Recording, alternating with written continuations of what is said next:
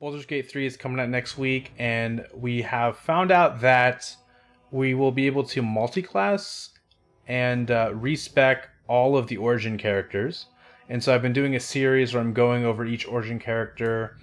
We also found out that the cutscenes and dialogue will not change the class of the origin characters. So, like, for example, Shadowheart's a cleric, and the cutscene she'll stay a cleric. Wyll will obviously stay a warlock, because a lot of the story has to do with him being a warlock. Today we're actually going to be going over Wyll today. We're going to go over what subclass, multi-classes would go great with Wyll as a warlock. And specifically with Wyll, we're not going to change his warlock subclass. We're going to stay with the Fiend, because obviously, as you can tell from the background above me, his Fiend patron is a big part of the story. She's even in like the logos and stuff. So yeah, we're going to go over Wyll, what classes he would multiclass well with. And I'm here in D&D Beyond. Obviously 5e is a bit different than how Baldur's Gate 3 will be, but we've seen the Fiend in early access and it works pretty much the same. The other warlock subclasses are pretty cool, but honestly Fiend is pretty great. The main feature that the Fiend gets at first level that I think is one of the best warlock features is Arc 1's Blessing. When you reduce a hostile creature to 0 hit points, you gain temporary hit points equal to your charisma modifier plus your warlock level. That's like so good. That's so good. And here are Wyll's ability scores. I punched them in myself. 9 strength, 13 dex, 15 con, 14 intelligence, 11 wisdom, 16 charisma. His strength is very low though, so he's and his dex is pretty good.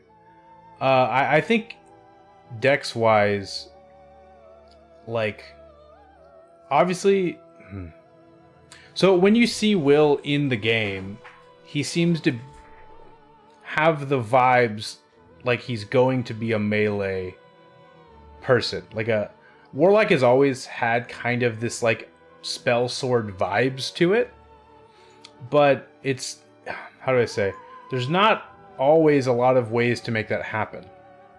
But what we found out recently, unlike in 5e where only Hexblade warlocks get the charisma modifier as their like weapon attack modifier, now in BG3, Pact of the Blade will give you your charisma modifier as your modifier for your attacks. And that opens up the door for so much customization. So we're gonna go over this as how would Wyll be, what would be the best way to multiclass Wyll as a spell sword. First of all, first one that comes up when you're thinking spell swords is probably Fighter.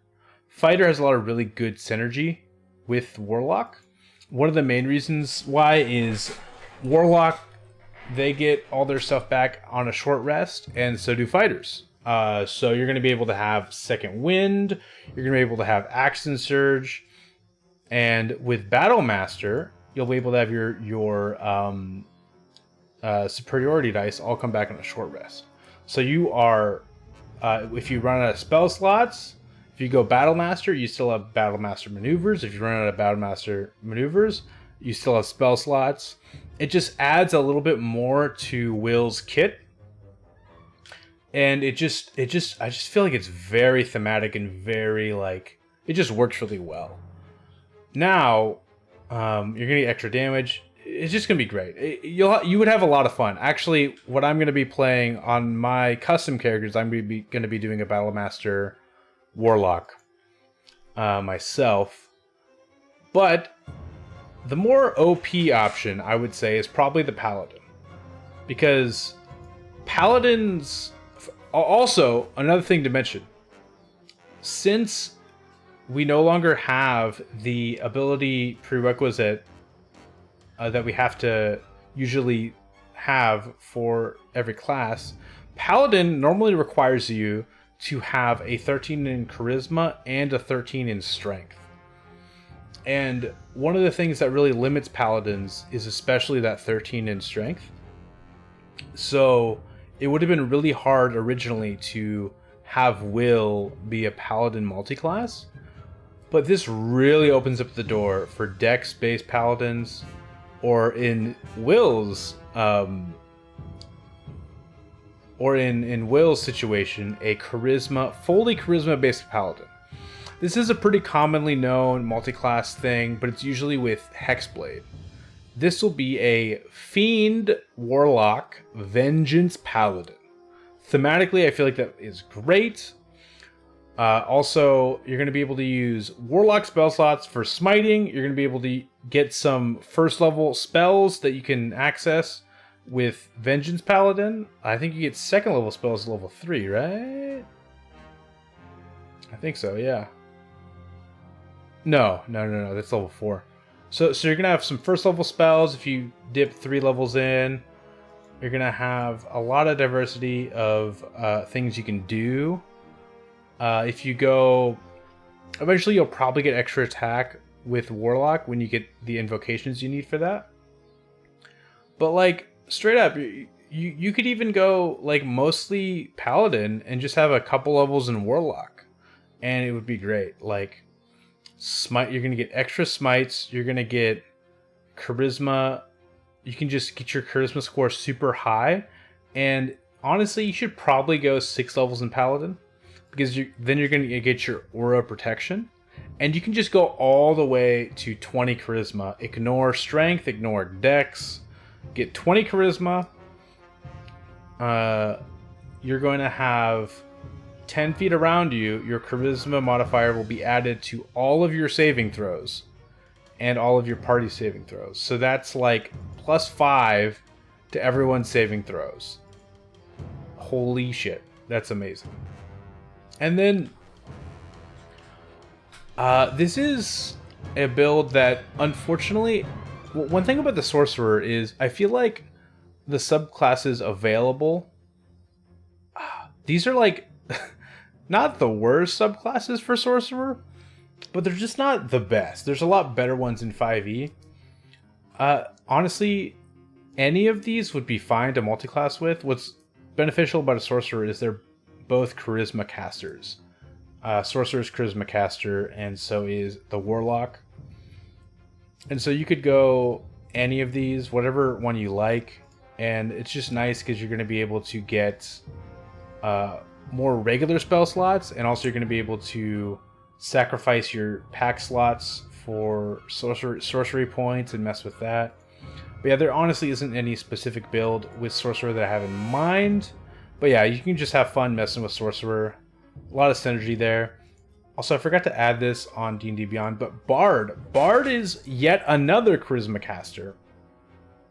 And if you want to go with that melee Bard, and you get a lot more spells and a lot more freedom with your spells, again, just like the Paladin, you are a charisma caster and a charisma stat as your melee stat.